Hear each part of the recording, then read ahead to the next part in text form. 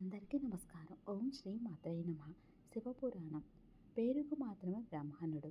దేవరాజు ఏ ఒక్క ఆచారం పాటించేవాడు కాదు. డబ్బుని దైవంగా భావించి అందరిని మోసం చేసి చాలా సంపదలు పొందాడు.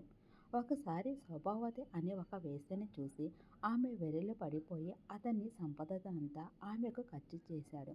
యవ్వనవతి అనుకూలవతి అయిన తన భార్యని వృద్ధులు అయిన తన తల్లిదండ్రులను రాత్రికి రాత్రి హత్య చేసి ఆ శోభావతి అనే వేశ్య దగ్గరికి వెళ్తే ఆ సొమ్మంతా అయిపోగానే ఆమె దేవరాజుని బయటికి గెంటేసింది.